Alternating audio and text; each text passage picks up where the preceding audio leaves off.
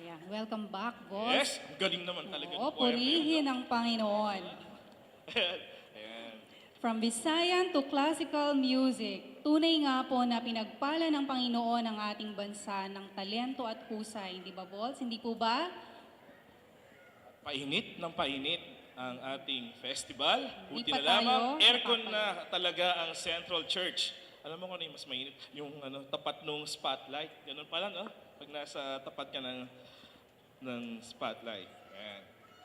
So ulitin lang po namin, lahat po ng pictures na kinukuhanan natin ngayon, once you post it on Facebook, lagyan po natin ang hashtag Saliw 2016. And again, we would like to remind everyone that we are on live streaming. Waltz? Ayan. So, Okay, sige. Mag-rest ka muna. Alam kong napagod ka. ayan, syempre Valentine's tomorrow. Iniisip ko itong may baon ako ngayong gabing to. Nasaan yung mga choirs natin? Pagaanin muna natin, parelax muna natin sila. Usong-uso po yung mga pick-up lines. Pero mas uso yung tinatawag na hugot lines. Ito po yung mga realidad ng pagiging choir member. I've been a member of the Methodist Choir for 37 years na, ngayong January. 37 years old ka lang naman, Voltaire, di ba? Ayan, yan. Sige. Eto po, taas ang kamay ng mga korista. Ang tawag nating korista. Sino kaya yung mga choir member na hindi nagigising kapag ang schedule ay morning? Nandiyan po ba? Ayan, kami po Tagalog choir. So, hashtag, wag pong ganon. Ayan. So, sino naman po yung mga choir members na alam niyang fast learner siya, pero uma-attend pa rin siya lagi ng rehearsal para matulungan yung mga kasamahan niya. Natatawa sila. Hashtag, dapat ganon. Ayan. Konti lang po ito. Sino naman yung mga choir members na laging nag-uuwi ng pyesa, pero hindi dinadala o binabalik? Meron po ba? Beep, beep. Hashtag, wag ganon. Ito, pang-apat. Tingnan natin yung pang-apat.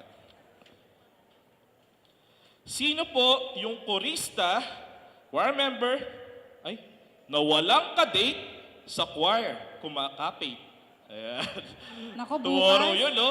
So, tomorrow, ang date nyo, hindi lamang ang choir members nyo, pati, syempre, si Lord. Dahil tomorrow, Sunday, ay Valentine's Day. Isa pa, sino yung choir members dyan na feeling madrigal, pero ang pyesa, illegal? Meron po ba? Hashtag, Hindi ko po narinig yung illegal. nasa likod sila eh. Hashtag, di tama yan. Yan. Ito yung mga realidad. Ang dami itong mga hugot lines, pero humugot lang ako ng konti. Kita mo yung namin, conductors kanina. Sino yung conductor na mabait, pero halimaw kapag nagalit? Meron ba sa mga choirs? Uy! Wow, mukhang merong Wow, meron. Hashtag, beast mode.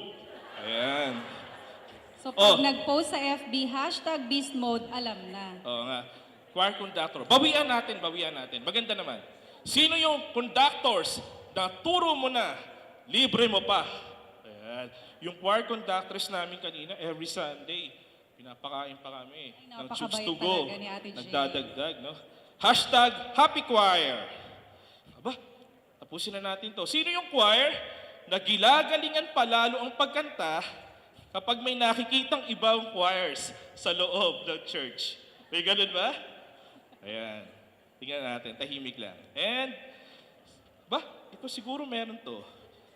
Dati ganito kami. Sino yung choir na laging tinataas ang ending ng mga kanta? Iniiba yung arrangement para birit yung huli. Sa amin sa Tagalog service po, pag hindi po birit yung dulo, maikli lang, mahina lang po yung palakpak. Pero pag talagang binibirit namin, pumapalakpak talaga sila. Yun ang standard ng mga Filipino. Ayan, so tapusin na lang natin. And huli, sino yung choir na kahit anong problema, lagi pa rin magkakasama? Yan. Palakpak tayo, mga choir members at korista. Thank you. Yun ang mga hugot lines. Napakaganda naman ng baon mo, Voltaire. Hinugot ko pa. Dito lang talaga sa Methodist Church, My Forever. Yan. So move na tayo ngayon sa Hashtag ating forever. next choir. Sino ba yung next group natin? Okay. Jesus is my music, Jesus is my song. Lyrics lifted from a favorite anthem of the Good Samaritan UMC Choral Ensemble. Best sums up the reason for its being. The GSUMC Choral Ensemble is passionate about its ministry, which is to sing praises to the Lord and to proclaim His majesty and glory during Sunday worship services at the Good Samaritan UMC in Quezon City. They minister also during evangelistic gatherings, thanksgivings, faith meetings, and in times of illness and sorrow. PGS UMC Choral Ensemble is a mix of young and not so old student and professional, active and semi-retired. Despite the electric mix, their voices gel, the temperaments complement, and their sense of humor always shine through in everything that they do. They know that the special bond that binds them together is rooted in the Trinitarian chord that is the Father, the Son, and the Holy Spirit. Their Filipino music is Mahal Kita Kasi, a novelty song composed by Nicole Hayala sa FM station and popularized by Tony Gonzaga, which is made up mostly of pickup lines that originated from text messages, and also to sing the majesty and glory of your name under the leadership of their conductor, Jem Paraso. Let us give a warm applause to the Good Samaritan UMC Choral Ensemble.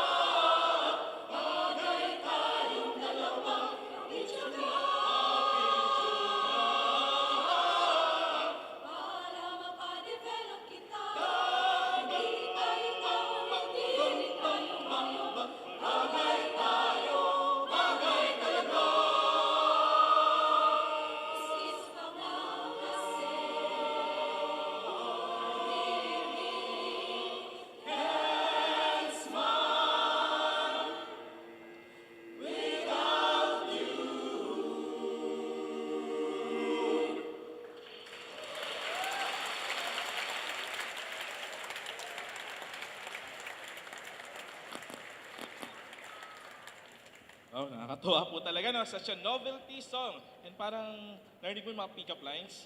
Kaya pala nagbaon ka ng Oo hugot nga eh. lines. Oo. Narinig mo, match ka ba? Bakit? Narinig ko sabi nila, match ka ba? Kasi match yung suot natin sa choir nila. Pwede tayong sumali sa kanila. Di ba? Tama. Ayun, sige, sige. Patawa lang. Bawal raw po kasi yung medyo hindi masyado kailangan wholesome lang po yung mga jokes. Kaya po, nagpipigil. Okay, sige. Yan. So, don't you appreciate the dynamism of the choirs?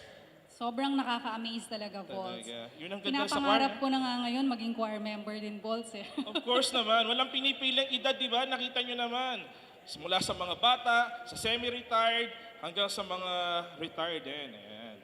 Lalong-lalo na, Volts, na for now, it's the northern provinces turn kung saan ako nanggaling. Tama. May I ask any Ilocanos in the house na imbag nga rabi iyo amin kakabsat? Ayan. Ay, parang lahat. SRO nga tayo ngayon, eh. No? Ayan. Volts? Yan ang mga Ilocano and the Central UMC Ilocano Choir, or they call themselves IC, primarily comprises of young adults, young professionals, and university students who are all committed to serving God through choir ministry. Most of the members are from the UMCs in the northern Luzon churches who became residents in and around Metro Manila. The IC hit its first note in the late 70s and to the early 80s and continued singing the hymn of praise to our glorious God. At present, the IC has even managed to enrich many of its key anthems through Ilocano adaptations and sing not only to the CUMC Ilocano service, but also to other people by reaching out to them, carrying God's message right to everyone's heart. Their Filipino song, Ti Ayat, Ti Maysa nga Ubing, the text compares the sweet love of a young maiden and the bitter love of an old and foolish man. The other sense is a humorous song advising an old man who falls in love with a very young girl to choose a widow, not a young one who is already committed. To render the songs in Ilocano, May Sakam, in English, We Are One, and Tiayat Timaysa nga Ubing, under the direction of their conductor. Pasensya na mo. Paano nga siya? Ti Ayat, Ti Tiayat. Maysa nga Ubing. Ayan. Tiayat Timaysa nga Ubing, under the direction of their conductor. Ayan, naku. Miss Francis Graciano Blances. Let us now listen to Central UMC Ilocano Choir.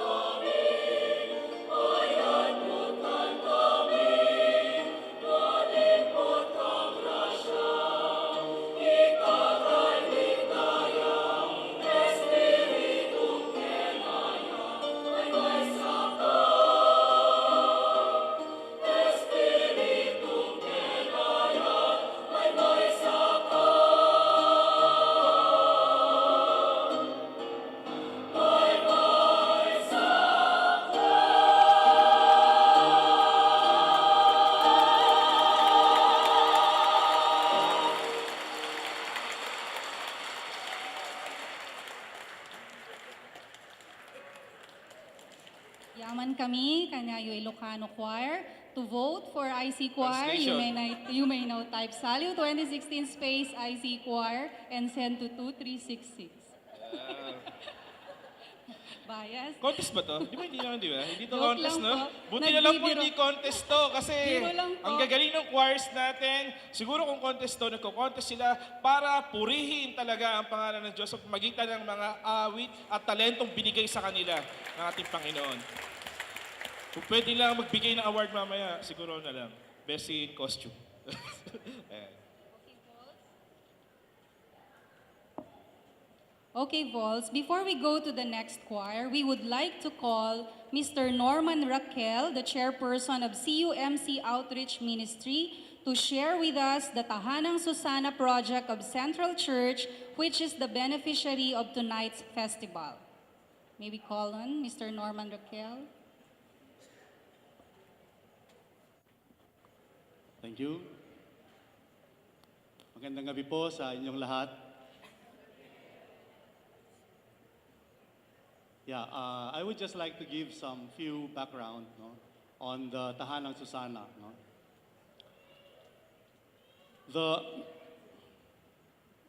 Sorry.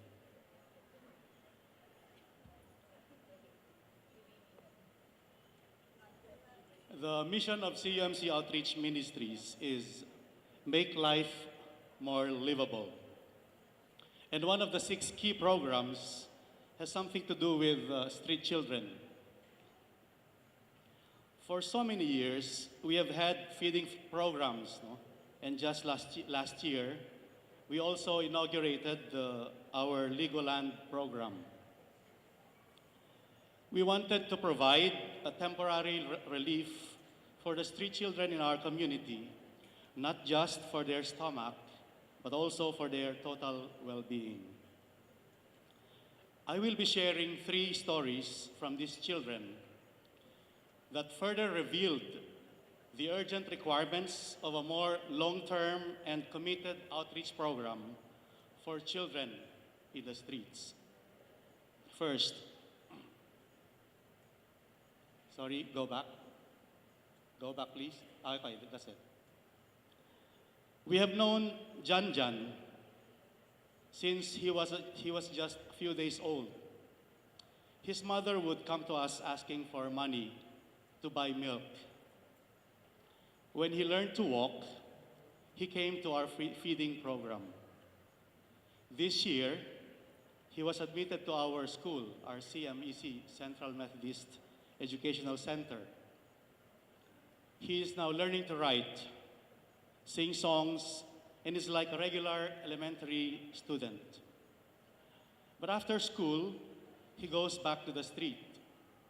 Sometimes he goes back to the Rojas compound where they rent a small room. Second story is from Lian. Lian has been one of the children who come to our Legoland and feeding program. Like many of the children, after a good bath and a set of newly washed clothes, they are transformed. You could even say resurrected.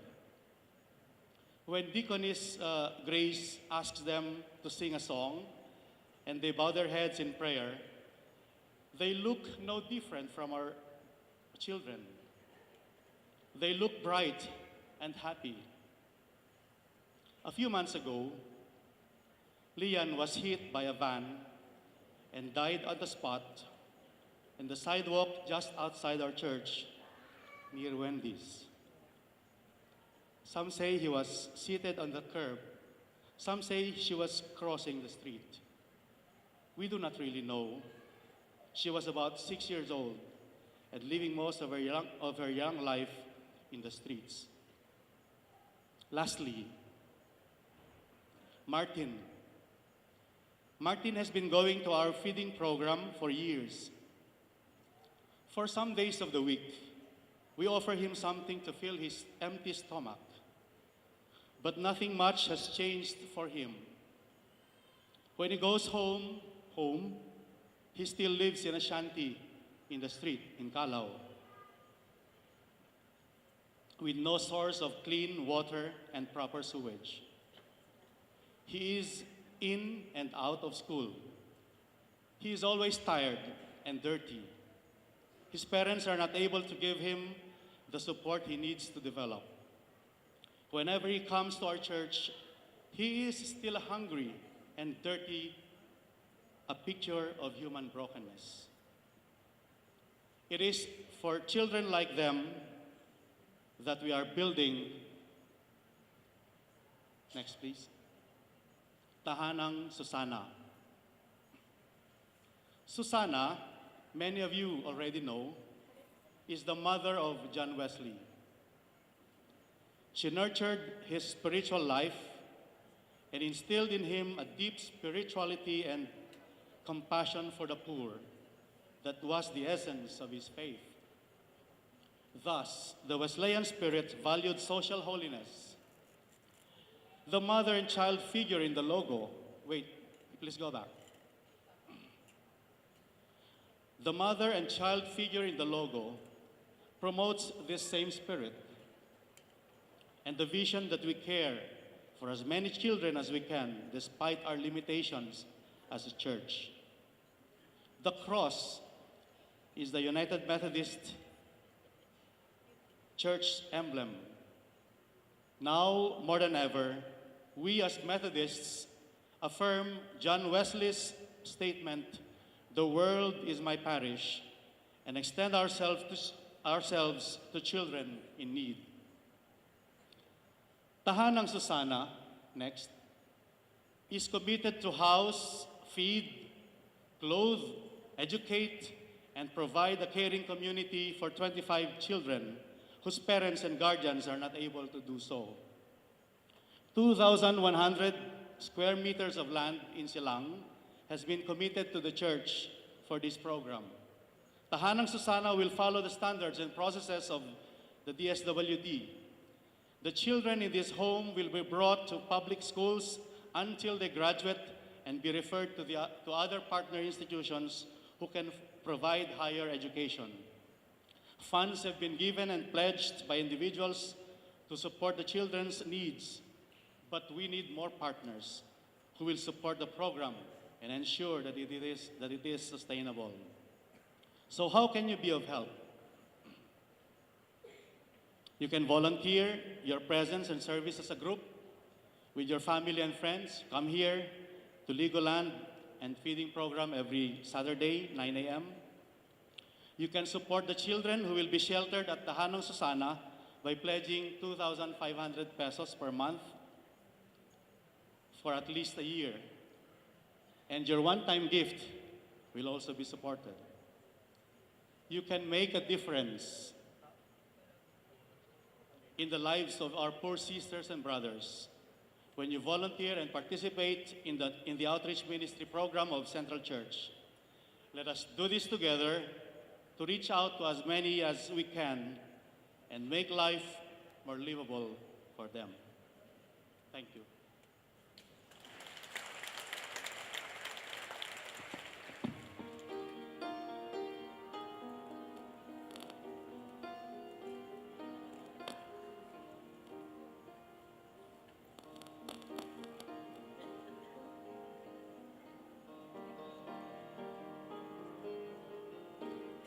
Let us call on Reverend Fe Jacinto for a Thanksgiving prayer.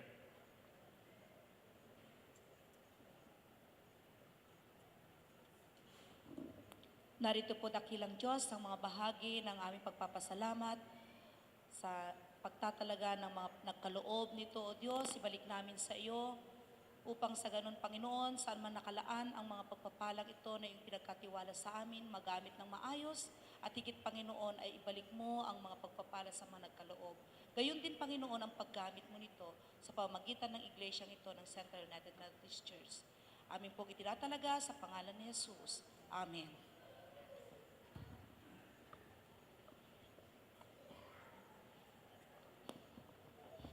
And welcome back to us. Part 2 pa lang po tayo. So, Yes, moving on, Volts. This time, let us welcome a high school choir naman.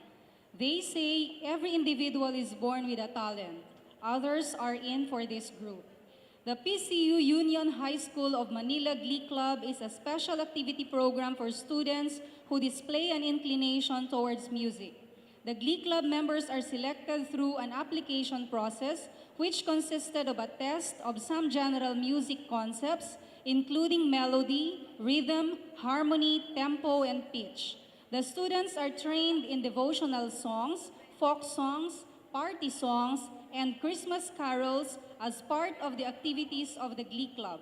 The students also take present in some choir competitions and school performances to be able to showcase the long-run training. As a church-related institution, they mostly use their talents to God's glory, not only to be proud of what they have, but also to be faithful in returning the gift of music that is given by Him. You see, Volts, youth has a very different perspective on the subject love. Parang puppy love, ganon. Yan, tamang-tama po. Valentine's. Kanina nakarinig na tayo ng dalawang love songs. Another love song this time. Their chosen Filipino song is Ay o Pag-ibig. Ay o Pag-ibig. A folk song arranged by George Hernandez is a story of what love can do to someone who falls to it. My dear friends, to sing Ay o Pag-ibig, and we have one faith under the baton of Maria Cecile Delfin, let us give a warm round of applause to the Philippine Christian University of Manila High School Glee Club.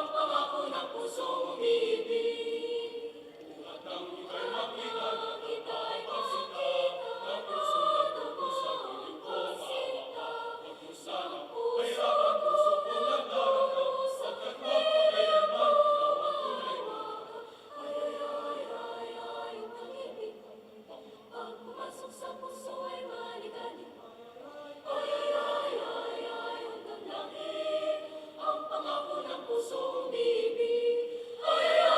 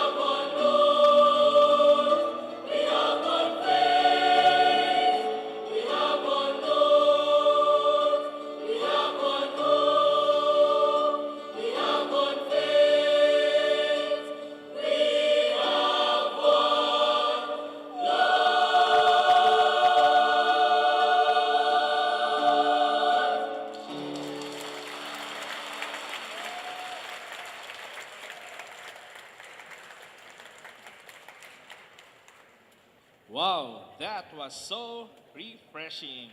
And I'm sure proud yung mga parents nila nandito. Palakpakan ulit natin ang PCU of Manila High School Glee Club. Vols, our next group, is none other than Central UMC Chancel Choir. Their music plays an important and vital role in the life of Central United Methodist Church. Chancel Choir aims to nurture and inspire regular worshipers of English congregation. Although liturgical music remains at the heart of their repertoire, there are numerous musical events performed apart from the regular choral services, various concerts, Lenten and Christmas cantatas, and even caroling.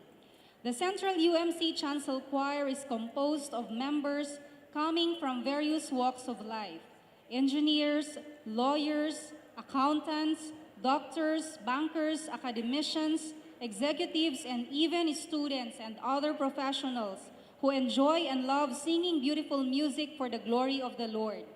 It is the choir of the Sunday's English worship service here at Central Church.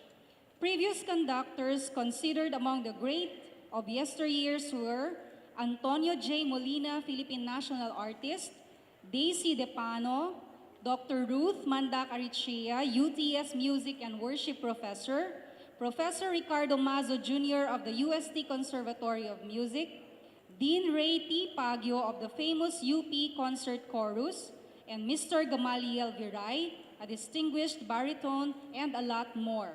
It is worth mentioning that Ryan Cayabyab, once upon a time, accompanied Central UMC Chancel Choir in a Thanksgiving concert. Central UMC Choir is now under the baton of Mr. Jose Emmanuel Aquino. Their Filipino piece is Dakilang Katapatan by Arnel Depano, probably an all-time favorite Christian Tagalog song by the Christian community, especially the Methodist Church as a whole. Dakilang Katapatan means great faithfulness, and this song was composed many years ago, but the message of it remains the same: its beauty and its ability to bring us to a state of worship to God. To render the song, Lift Up the Lamb and Dakilang Katapatan under the leadership of Jose Emmanuel Aquino. Let us all welcome the Central UMC Chancel Choir.